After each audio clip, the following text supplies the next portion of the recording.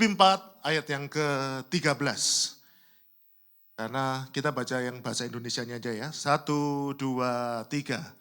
Segala perkara dapat kutanggung di dalam Dia yang memberi kekuatan kepadaku. Kalau kita bicara confident, itu kata-katanya seperti ini. Segala perkara dapat kutanggung, titik. Itu berarti confident. Jadi kalau kita mengalami masalah dan kita berkata segala perkara dapat kutanggung, selesai. Itu confident Bapak Ibu. Dan itu bohong sebetulnya. Banyak hal yang kita tidak bisa tanggung. Tetapi kalau mau lengkap ya ayat seperti ini mengatakan segala perkara dapat kutanggung di dalam Dia yang memberi kekuatan kepadaku. Kita bisa menanggung segala sesuatu karena kita sudah diberi kekuatan oleh siapa? Tuhan Yesus. Oleh karena itu tolong beri salam kanan kiri katakan Tuhan sudah beri kekuatan. Nah, oleh karena itu kenapa kita harus kuat? Bukan karena kita, tetapi karena Tuhan sudah memberi kepada kita kekuatan. Jadi besok kalau kita pulang, hari ini kita pulang, besok kita hari Senin kita menghadapi apapun masalah di tempat kerja kita, di rumah kita percaya bahwa kita punya kekuatan yang sudah diberikan oleh Tuhan. Dan itu membuat kita jadi naik Bapak Ibu. Artinya kita memandang hidup itu dengan penuh antusias. Karena kita tahu segala sesuatu akan beres. Katakan bersama saya segala sesuatu akan beres. 1, 2, 3. Yakin? Ya lebih yakin lagi sekali lagi. 1, 2, 3 katakan segala sesuatu akan beres. Tapi masalahnya besar. Nggak usah pakai tapi. Pasti beres. Kenapa? Karena yang memberi kekuatan adalah Tuhan Yesus.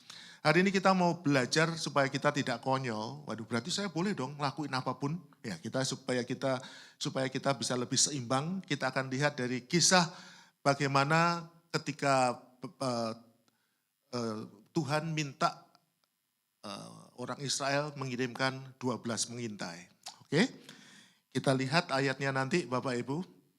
Atau ini dulu. Confident itu berarti apa? Baca bawahnya. 1, 2, 3.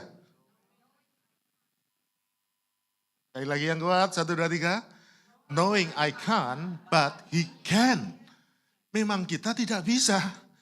Tetapi Tuhan bisa. Ya, kita akan lihat. Oleh karena itu nanti kita lihat di dalam hidup kita harus dihadapkan pada sesuatu yang kita tidak mampu. Supaya kita berkata, aku tidak mampu. Selama masih ada kita berkata aku mampu, kita akan dihajar terus sampai kita berkata, aku tidak mampu. Nah setelah itu baru muncul yang namanya Godfident. Nah ayatnya Bapak Ibu kita akan lihat belajar di dalam Bilangan 13 ayat 27 sampai 33. Siap? Nanti kita akan lihat bahwa Tuhan minta bangsa Israel mengutus pengintai. Tahu jumlahnya berapa pengintainya? Hebat, 12. Dan masing-masing itu dari pemimpin. Jadi ingat loh ya, ini pemimpin. Tidak pernah ada pemimpin yang tidak punya confident. Tidak ada. Berarti ini orang-orang ini adalah orang-orang yang penuh percaya diri. Oleh karena itu diangkat jadi pemimpin. Nah kita akan lihat, kenapa kok harus pemimpin? Supaya bisa melihat dengan lebih detail. Jadi kalau kita lihat bagian pertama Bapak Ibu yang di dalam hidup kita mau lihat lebih detail. Yang pertama kita lihat ini, ayat yang ke-27. Mereka udah 40 hari melihat kondisi dan mereka lapor kepada Musa. Saya akan bacakan. Mereka menceritakan kepadanya, kami sudah masuk ke negeri kemana kau suruh kami. Baca sama-sama saya, 1, 2, 3. Dan memang negeri itu berlimpah-limpah susu dan madunya. Dan inilah hasilnya. Jadi setiap orang itu sudah merasakan indahnya tanah perjanjian itu. Dan mereka membawa hasil. Dan saya cuma mau ingatkan bahwa janji-janji Tuhan dalam hidup kita itu juga luar biasa indahnya. Kalau tadi yang kita baca berkata segala perkara dapat kutanggung, pasti betul-betul dapat ditanggung. Allahku sanggup memenuhi segala keperluanmu, pasti akan jadi di dalam hidup kita. Ada banyak janji yang luar biasa. Bapak Ibu ngomong aja lah, Bapak Ibu perlu janji apa di dalam Alkitab. Firman Tuhan mengatakan ada janji yang tersedia buat setiap kita. Dan berita bagusnya, Tuhan pasti menggenapi janji itu. Ya, kalau saya kadang-kadang masih salah-salah Bapak Ibu, gak bisa memberikan kalau janji kadang-kadang gak bisa ditepati. Tapi kalau Tuhan itu pasti ditepati. Dan ingat Bapak Ibu, hiduplah berdasarkan pada janji itu. Dan Tuhan itu baik. Dia tunjukkan beberapa orang yang sudah mengalami janji Tuhan yang luar biasa. Dan itu nyata. Jadi kalau Bapak Ibu di sini masih nggak percaya bahwa janji Tuhan itu nyata, tanya ke sebelah kanan kirimu siapapun, pasti punya banyak cerita yang luar biasa. Amin. Kalau saya tanya Budayu, punya cerita nggak janji Tuhan luar biasa terjadi dalam hidupnya? Bukan cuma punya, banyak. Jadi kalau kita ada di sini dan ada orang yang nggak percaya bahwa janji Tuhan itu luar biasa, nanti habis ini tanya aja siapapun, engkau punya nggak cerita tentang janji Tuhan yang luar biasa? Pasti mereka punya. Kalau mereka berkata, kok saya belum punya? Ya nanti Bapak Ibu akan tidak lama lagi pasti dia akan punya. Masalahku masih banyak ya, nanti kita bicara bagian kedua. Tapi hari ini kita berkata bahwa kita hidup karena janji Tuhan yang luar biasa. Dan janji Tuhan itu nyata. Katakan bersama saya, janji Tuhan nyata, 1, 2, 3. Janji Tuhan nyata. Kalau dia berkata, aku tidak akan pernah meninggalkan engkau, pasti Tuhan tidak akan pernah meninggalkan kita. Tapi ada yang kedua Bapak Ibu, di dalam hidup itu selain janji, senantiasa ada yang namanya apa? Problem. Katakan, saya punya problem. Bapak Ibu punya problem enggak? Gak percaya kalau saya nggak punya. Setiap kita punya problem. Terus ayat 28, laporannya itu loh Bapak Ibu, nggak enak. Dimulai dengan kata apa? Hanya, nggak enak Bapak Ibu. Padahal tadi sudah ngomong apa? Tanahnya luar biasa, hasilnya sangat luar biasa. Katanya anggurnya besar-besar luar biasa gitu ya. Tapi ayat ini berkata, hanya bangsa yang diam di negeri itu kuat-kuat. Dan kota-kotanya berkubu dan sangat besar. Juga keturunan Enak telah kami lihat di sana. Orang Amalek diam di tanah Negeb, orang Het, orang Yebus, dan orang Ameri diam di pegunungan, orang Kanaan diam sepanjang laut dan sepanjang tepi sungai Yordan. Musuhnya memang banyak. Dan saya mau ingatkan, musuhmu juga banyak Bapak Ibu. Amin. Problemmu banyak itu wajar. Musuhmu juga banyak. Musuhmu mungkin juga, bukan cuma manusia, tetapi juga penguasa-penguasa di udara, itu ada. Dan ada, kalau di Bali ya saya lihat ya itu, kemarin ada satu orang yang dari Bali datang ke persekutuan, itu baru disampaikan firman Tuhan dia udah manifest gitu ya. Karena dahulunya di Bali katanya banyak okultisme. Jadi kalau mau lihat yang bawa kuasa kegelapan luar biasa itu ya, kalau di sini nggak terlalu ya. Di sini ada setan nggak sih Bapak Ibu? Saya tanya ada genderuwo atau itu ada nggak sih di Perth maksudnya? Belum lihat ya, apa Dracula di sini ya. Tapi kalau di sana, kalau kita rasa meskipun di hotel gitu, kadang-kadang kalau di Bali itu kita nggak enak ini.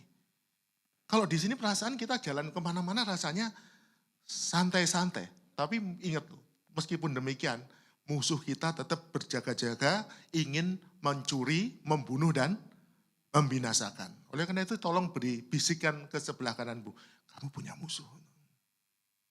Bisikan. Tapi musuhnya bukan orang. Musuhnya siapa? Mencuri, membunuh, dan membinasakan. Lah, banyak kali orang tidak berpikir bahwa dia punya musuh. Tapi hari ini saya mau mengatakan, musuhmu itu nyata loh Bapak Ibu. Oleh karena itu kalau tanpa Tuhan, hancur kita. Itu satu sisi.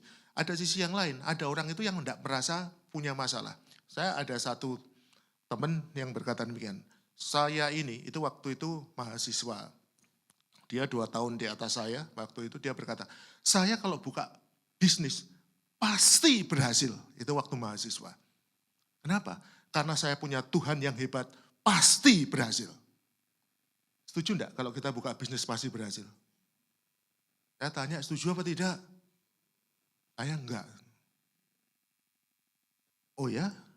Kalau saya lihat banyak juga pengusaha Kristen yang enggak berhasil. Kenapa? Mereka berhasil kalau memang mereka itu ditetapkan jadi pengusaha.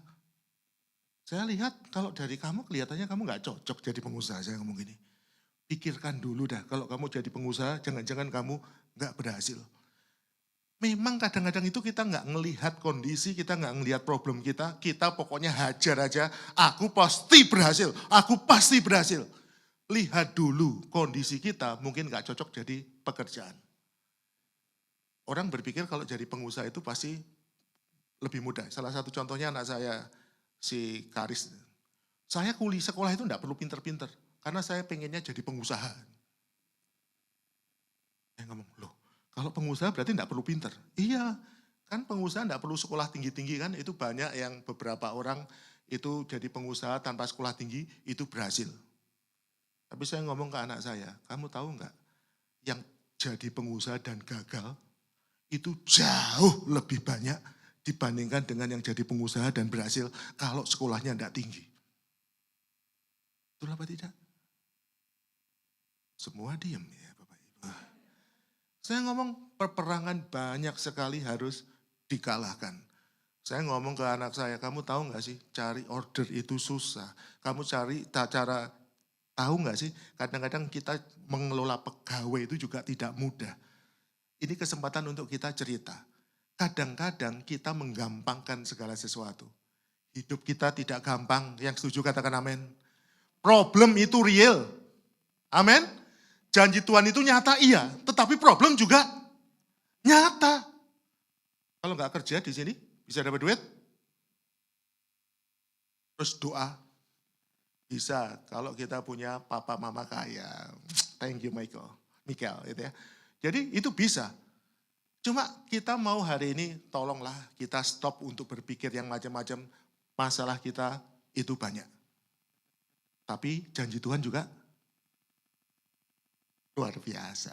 Oleh karena itu kita masuk bagian ketiga Bapak Ibu. Berarti gimana? Masuk enggak?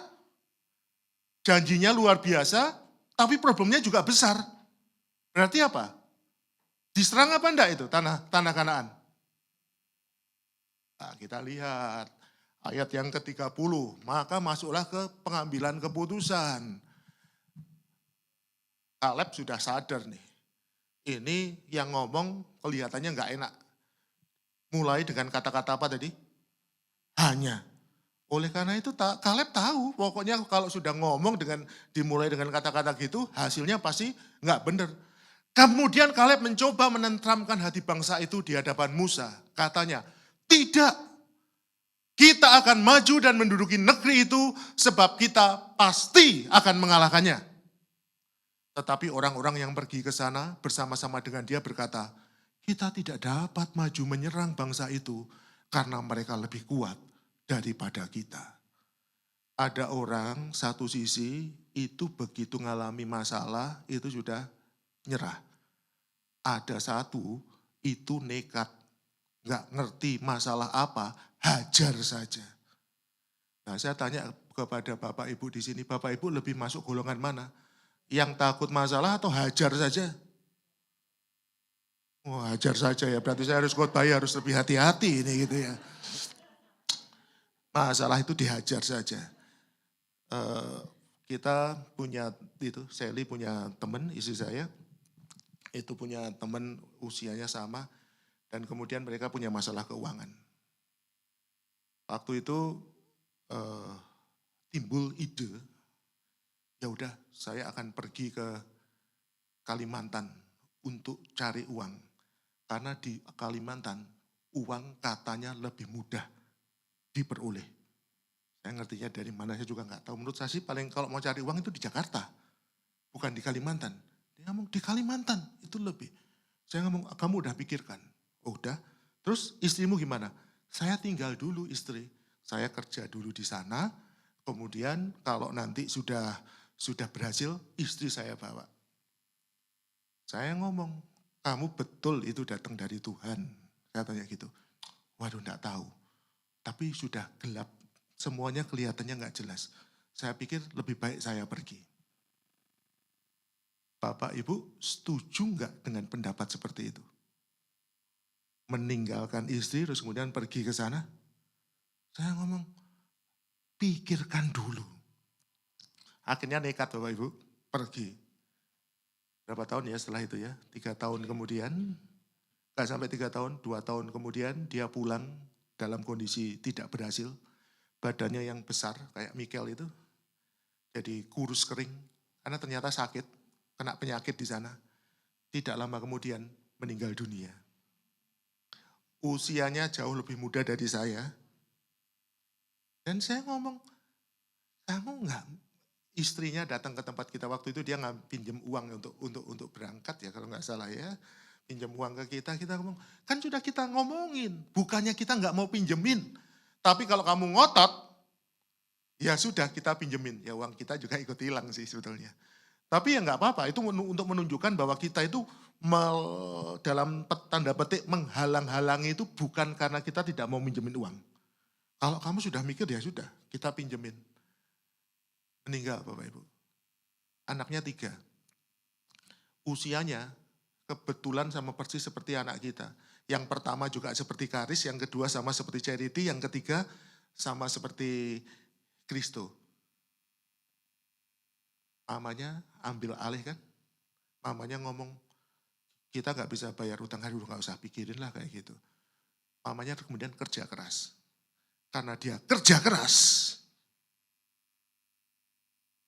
kena penyakit.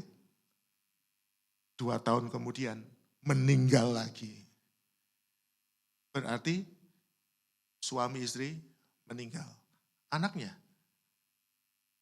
dipelihara oleh kakaknya mereka. Dan ketika itu saya ngomong, aduh mestinya kan gak seperti itu. Saya ini kadang-kadang merasa ada orang-orang yang agak-agak nekat. Terus gara-gara kayak gitu, jadi hidupnya hancur. Ada satu peristiwa lagi nih hari-hari ini nih, ngotot pengen ke sini Bapak Ibu. Kan karena di TikTok dan di IG itu loh, kan katanya cari kerja di sini mudah kan? Ya, working holiday visa, terus nanti mau setelah itu mau jadi PR. Ada yang mau datang ke sini. Saya ngomong, gak semudah yang kamu bayangkan. Oh enggak Kak, saya percaya saya punya Tuhan. Segala sesuatu pasti beres. Rodok ngawur kan?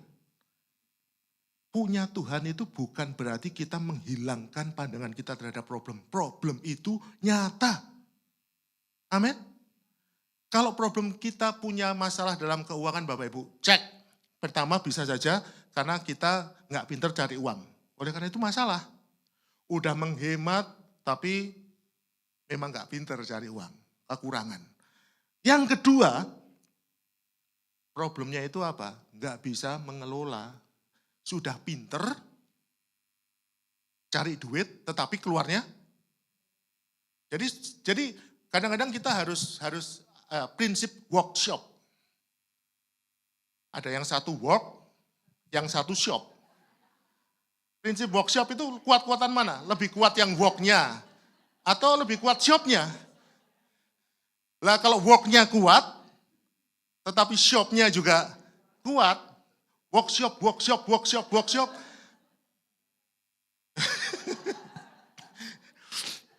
Kalau dilihat di sini kelihatannya worknya keren-keren ya, tapi shopnya keren juga enggak? Yang lebih keren yang ketiga, sudah worknya enggak bagus, shopnya luar biasa. Itu yang kena pinjaman online kalau di Indonesia, yang seperti itu. Sampai kita sekarang tapi di gereja kita udah ngomong, pokoknya ada yang kena pinjaman online tidak boleh dibantu dilunasin. Dulu nggak gitu loh Bu, dulu itu ada yang kalau di gereja ada yang punya hutang kartu kredit, itu gereja bantu lunasin. gembala komselnya, oke tak bantu. Tapi kalau misalkan satu hal dilunasi, besoknya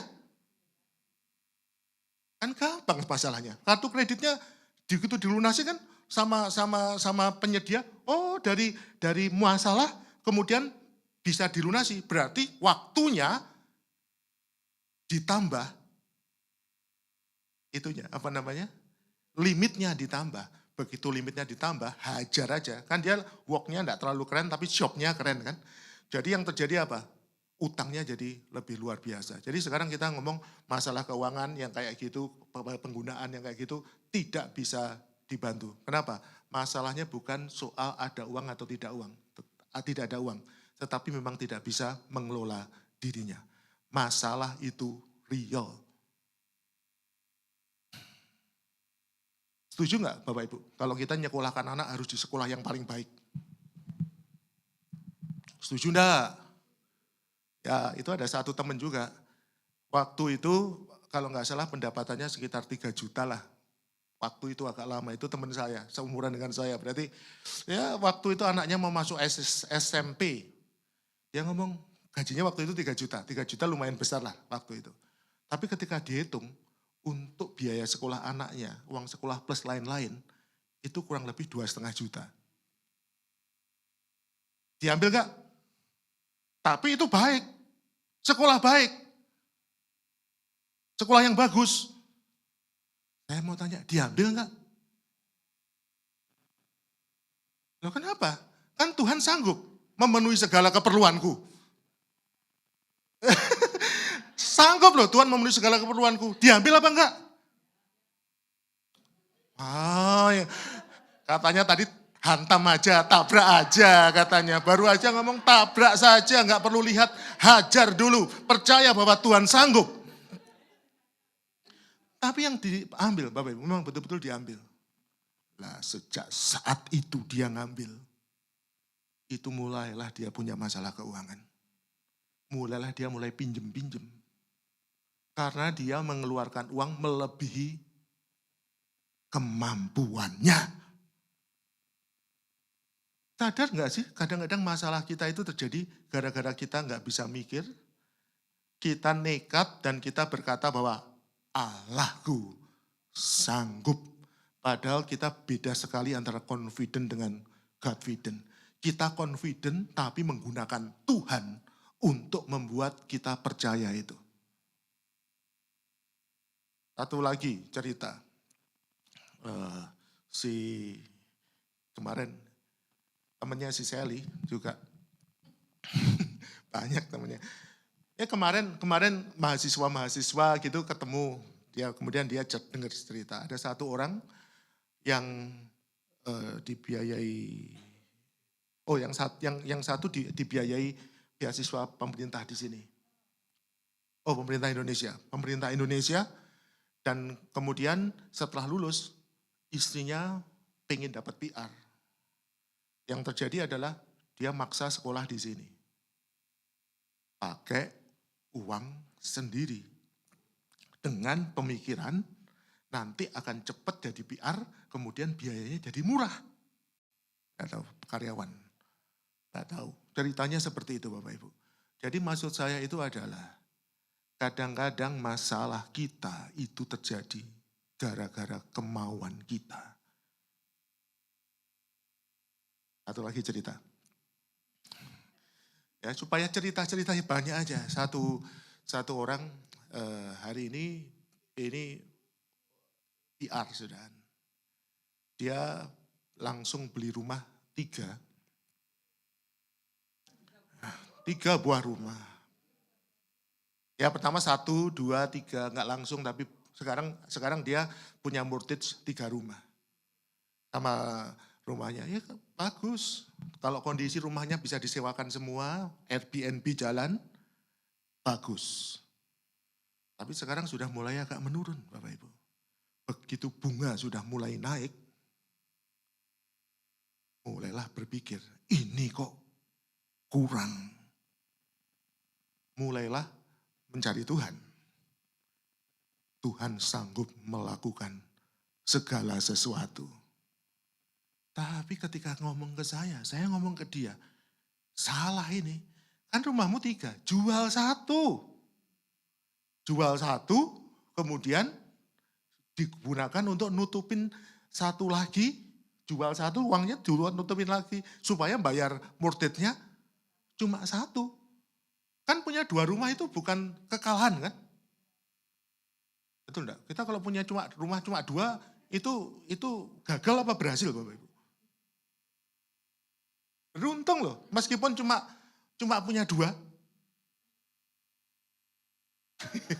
Ya saya sengaja pakai itu, cuma punya 2 kan ya oke kan. Tapi kenapa bawa dirinya sendiri masuk ke dalam pencobaan? Masuk ke dalam pencobaan. Sama seperti kalau di Indonesia ada yang punya rumah 5 Bapak Ibu. Terus kemudian dia tidak bisa bayar bank, kemudian yang 1 harus dijual. Itu kelihatannya sedih. Tuh, saya ngomong, hitungan rumahmu masih berapa? Tinggal 4. Tinggal 4. Nah, saya mau tanya kepada Bapak Ibu sini, tinggal 4 itu gimana? Oke enggak sih 4 itu? Balon, kayak balonku ya Pak ya. Meletus 1 anggap aja, tinggal 4. Saya ngomong no problem. Tapi gara-gara pandangan itu, dia berkata, aku tidak mau mempermalukan Tuhan. Masa aku gak bisa bayar hutang kayak gitu? Sedih dia. Hanya gara-gara rumahnya 1 harus dijual. Rumah 1 dijual itu gak apa-apa kan? Kalau masih punya 4. Yang sedih itu kalau apa? Sudah nggak punya rumah 1 pun ya nggak apa-apa dijual, paling nggak sudah punya rumah, masih ada rumah 1 dijual kan. Kalau nggak punya sama sekali itu loh, itu kan sedih itu lebihan.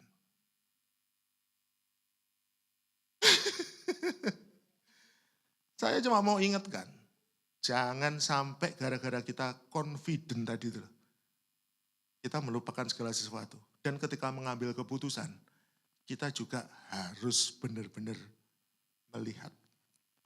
Setuju enggak? Kalau itu tidak ada hubungannya dengan desire, dengan keinginan, tapi kebutuhan. Saya percaya Tuhan sanggup penuhkan segala sesuatu. Tapi kalau masalah keinginan, berat. Saya sering cerita ini kasus di Indonesia, di salah satu komsel. Suatu saat ada 1 orang Bapak Ibu, itu gak punya rumah. Terus kemudian dia harus kontrak lah ya, kontrak gitu. Suatu saat orang-orang di sini, teman-temannya ngomong, oke kita kumpulkan uang untuk kontrakin gitu ya. Terus ditawari, mau nggak kamu dikontrakin? Dia ngomong, enggak, saya maunya beli aja. Terus gimana? Kan teman-teman beberapa punya duit, kenapa nggak ngumpulin kemudian belikan saya rumah?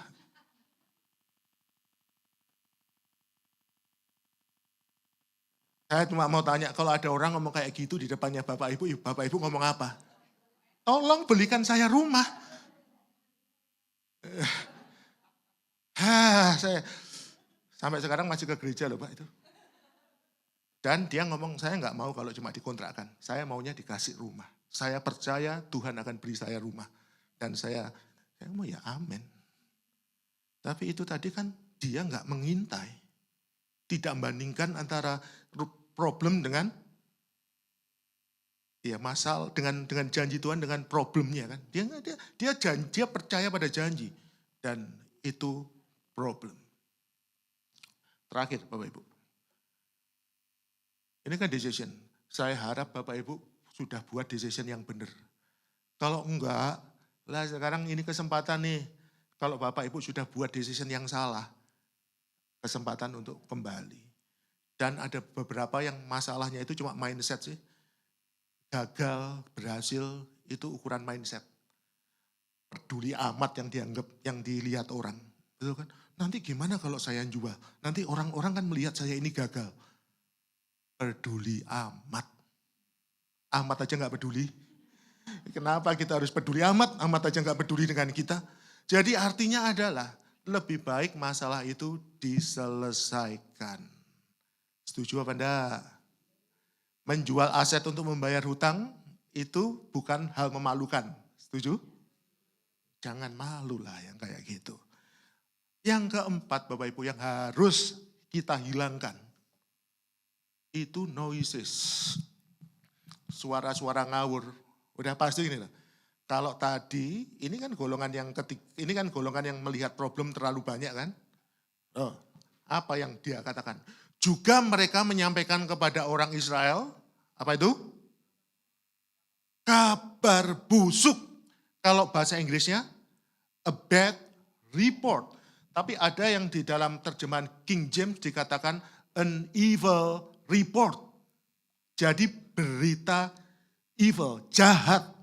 Atau kalau di dalam versi The Message dikatakan scary report. Pastilah orang kalau sudah ngambil keputusan tidak mau nyerang, dia akan create cerita-cerita yang menakutkan. Ceritanya apa? Negeri yang telah kami lalui untuk diintai adalah suatu negeri yang apa? Mana ada negeri itu memakan penduduknya. Tapi supaya memastikan bahwa dia tidak usah masuk ke sana, lebih baik dia ciptakan cerita. Yang apa? Yang membesar-besarkan problemnya. Terus, dan semua orang yang kami lihat di sana adalah orang-orang yang tinggi-tinggi perawakannya. Masa ada seperti itu? Yang tinggi ada enggak? Ada, tapi tidak semua. Juga kami lihat di sana orang-orang raksasa, orang enak yang berasal dari orang-orang raksasa, dan kami lihat diri kami seperti belalang. Dan demikian juga mereka terhadap kami. Ada berita-berita bohong yang harus dibuang. Amin. Berita bohong tentang problem, tapi juga harus ada berita bohong tentang yang namanya janji Tuhan yang bagus-bagus. Sekarang saya mau bahas sedikit. Bapak Ibu, di sekolah orang-orang kaya itu, sekolah hebat ya, sekolah yang bayarnya mahal, yang isinya orang-orang kaya. Itu kalau kita bisa masuk ke sana, baik apa tidak? Baik. Tapi kalau dari orang-orang pas-pasan, Bapak Ibu, kira-kira punya problem enggak? Punya. Kenapa punya problem? Ketika sudah masuk, tiba-tiba harus studi tour. Studi tournya ke Jepang. Beberapa orang yang punya duit, no problem, bayar. Ini yang gajinya tadi dari 3 juta, 2,5 dihabiskan untuk sekolah itu, kalau ke Jepang bisa nggak? Nggak bisa, karena nggak bisa apa yang harus dilakukan? Utang ke siapa? Yang dia kenal biasanya adalah teman-teman gerejanya, komselnya. Mulailah komselnya dia komsel tempat orang utang. Di sini ada nggak sih kalau komsel harus utang-utang di komsel? Ada ya. Puji Tuhan, puji Tuhan. Kayak gitu kelihatannya sederhana ya. Itu sama sekali tidak sederhana. Begitu sudah motivasinya baik, tapi kemudian itu bisa timbul banyak masalah, kepahitan dan semuanya timbulnya dari situ. Nah, terus kemudian teman ganti sekolah, ganti season, kan harus beli buku kan. Bukunya ternyata mahal-mahal. Terus pakai seragamnya mahal-mahal. Harus pakai sepatunya mahal-mahal. Jadi bukan cuma uang sekolahnya, ternyata yang kecil-kecilnya itu mahal-mahal Bapak Ibu. Oleh karena itu kadang-kadang saya ngomong, jangan exaggerated, jangan membesar-besarkan. Sama seperti tadi kan, ini satu orang kerja di bank sudah dengan gaji yang lumayan bagus, itu mau pergi ke sini untuk kerja jadi pemetik buah. Dibuang itu apa namanya, enggak lah ini kelihatannya menjanjikan di sana. Dia mau berangkat ke sini. Kita ngomong, pikirkan dulu. Juli ya, enggak tahu diterima apa enggak ya. Karena dengar berita dari TikTok, dari IG, begitu luar biasanya di sini. Tempat yang penuh susu dan madu. Dia pikir dia pikir cari pekerjaan dengan sangat gampang dan kemudian ya nanti dia datang ke sini ya siap-siap ada pasien aja tertekan karena nggak dapat pekerjaan, ya kita nanti harus banyak mengkonselingi dia. Ada banyak yang seperti itu Bapak Ibu. Jadi mereka nggak ngerti, pokoknya hajar saja, enggak berpikir lebih dulu. Padahal Yesus sendiri berkata, kalau kamu mau membangun menara, yang harus dilakukan apa?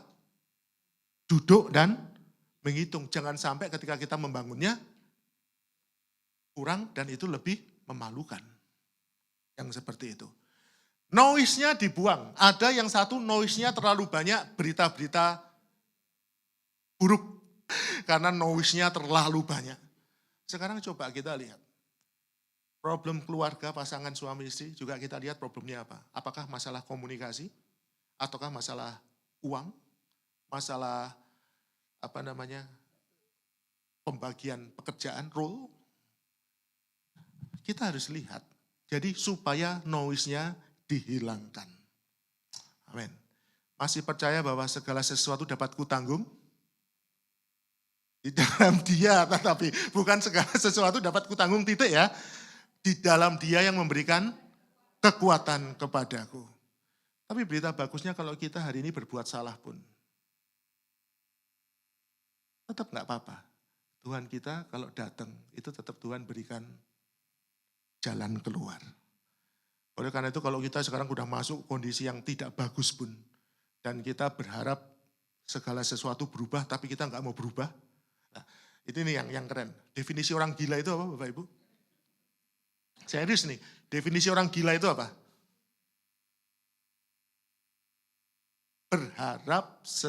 Berharap hasil berubah, tetapi tidak mau berubah dia.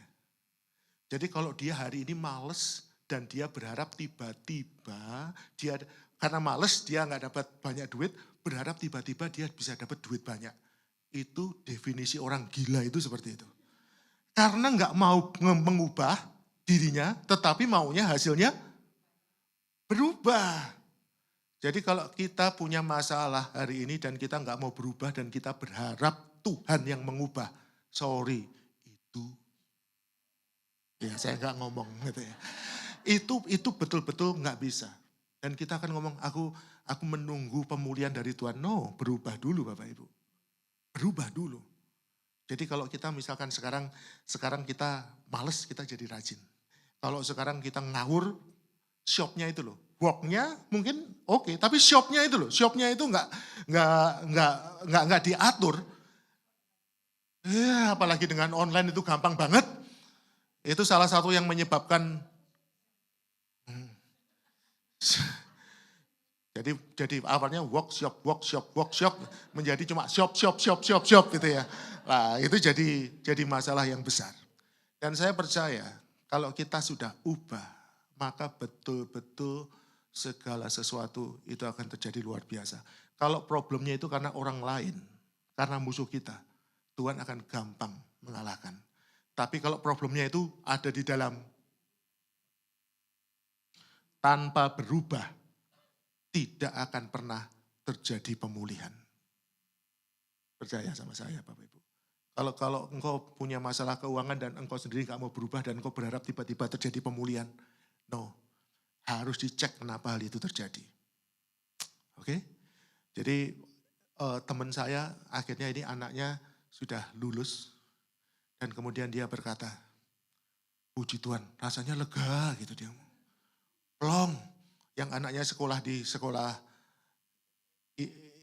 dalam tanda petik yang mahal itu, dia ngomong, puji Tuhan, rasanya ada beban. Dia ngomong, sekarang darah tinggiku juga hilang. Jadi ternyata darah tingginya yang dulunya ada itu juga bisa hilang setelah problemnya itu selesai. Dan dia berkata, aku sudah bisa enak melayani di gereja. Dulu dia tertekan terus.